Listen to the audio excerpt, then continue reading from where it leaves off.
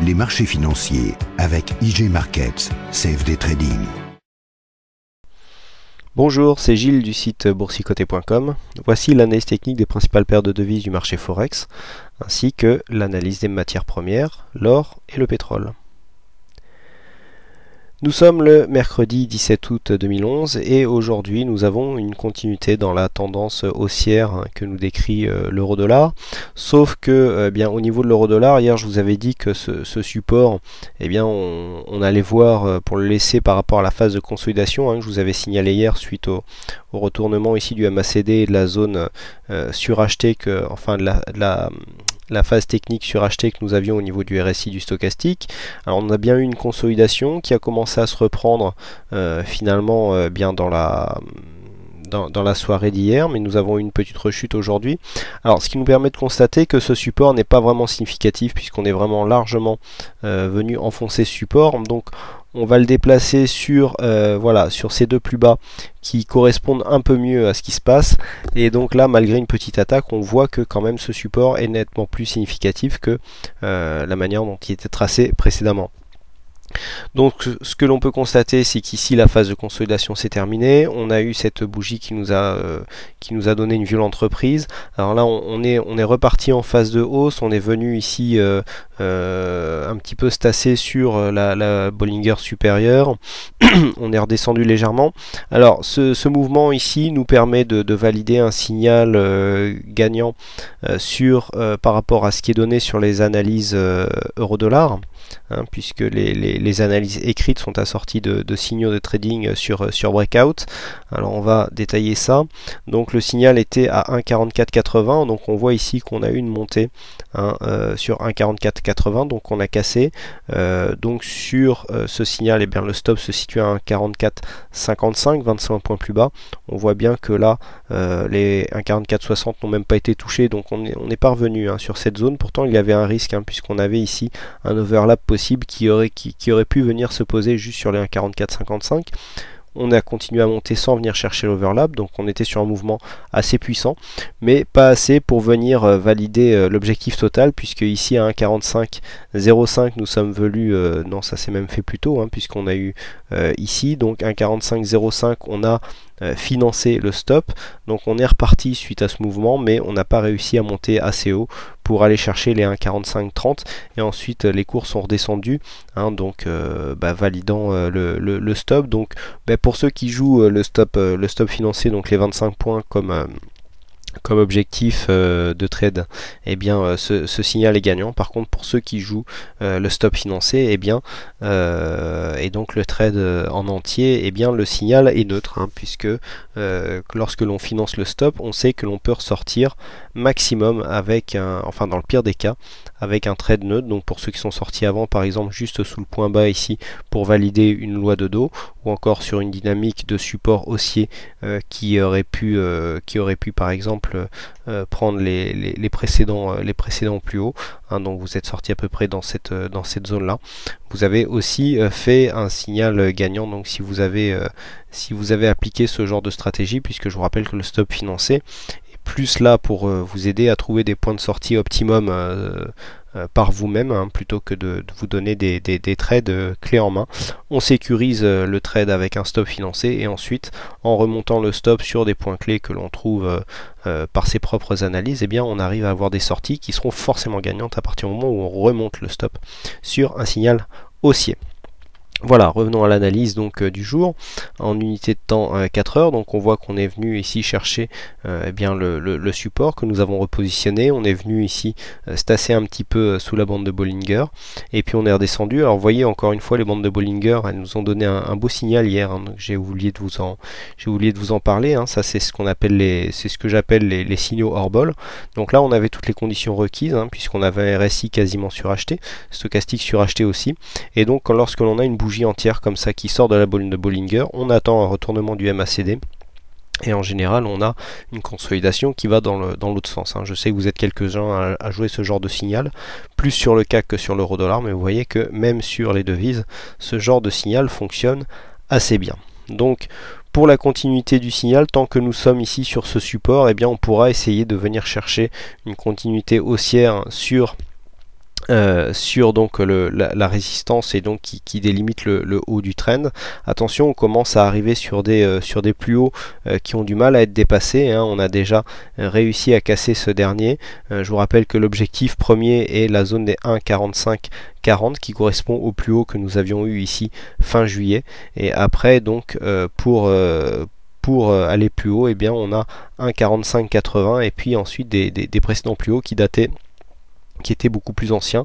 Donc là pour l'instant on commence à aller chercher des nouveaux plus hauts, mais la tendance, vous voyez, a encore du potentiel pour se continuer, surtout que là on voit qu'on a un petit retournement au niveau du MACD, on commence à hésiter un petit peu, donc on ne sait pas si cette dynamique va nous faire casser ici à la baisse ou repartir à la hausse. On aurait plutôt tendance, si on reste là au niveau au-dessus donc de la zone des 1,4440, de voir une continuité haussière.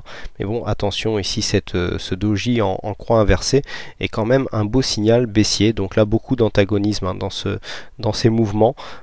Sur ce genre de marché, c'est pas le bon timing là, pour se mettre en position. On attend soit un retrait ici, un retour sur le support, ou alors une bonne cassure, et dans ce cas-là, on pourra jouer la consolidation de ce mouvement.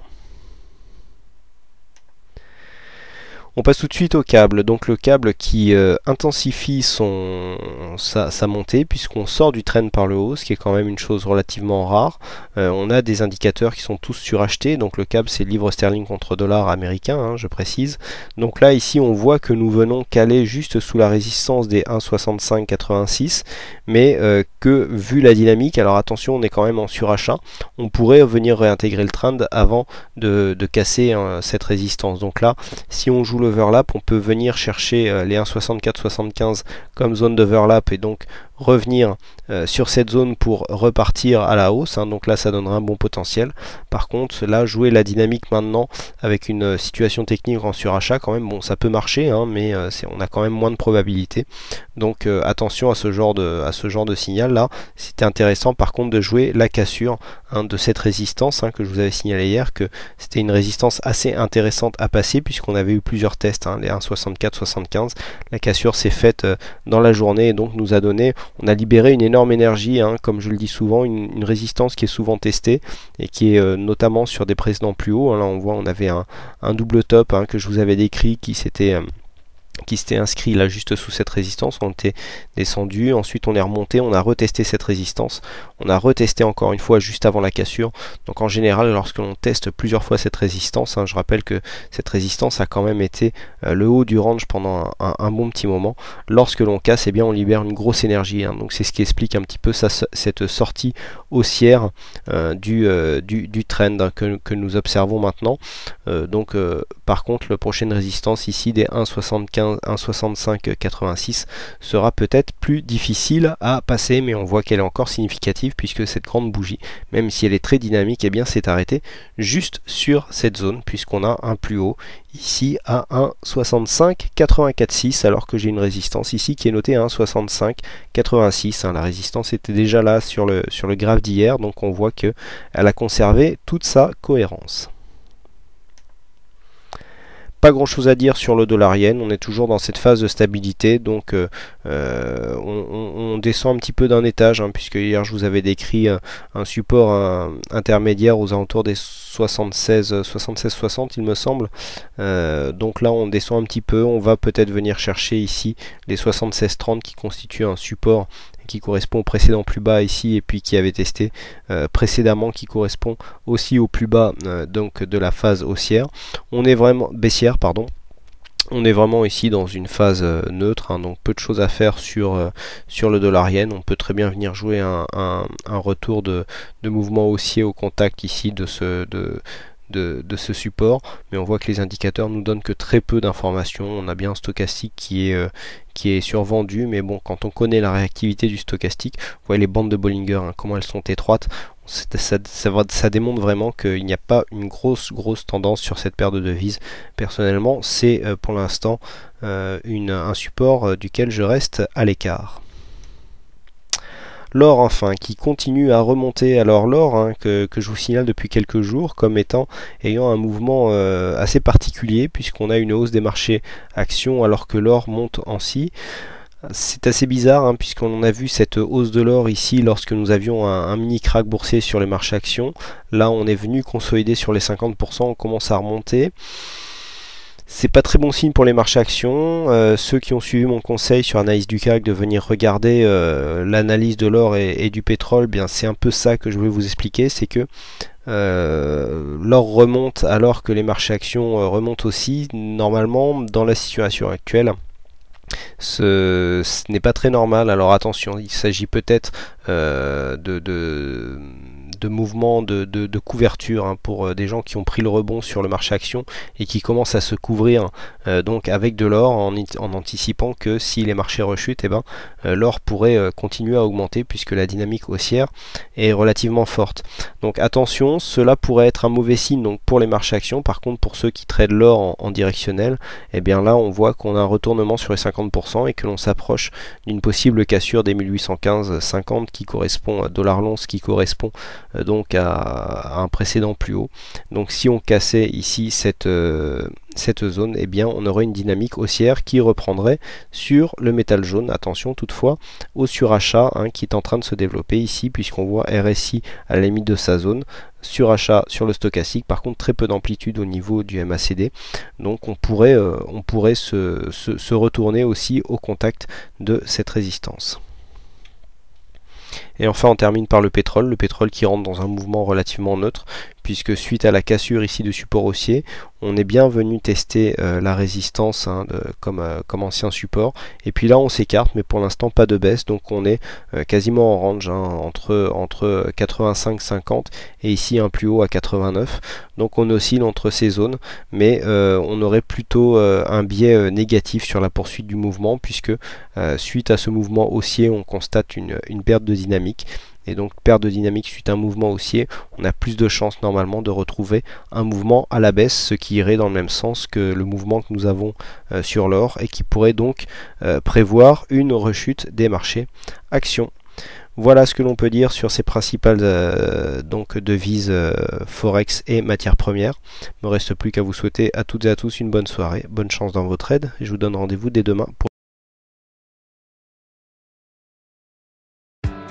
les marchés financiers avec IG Markets, CFD Trading.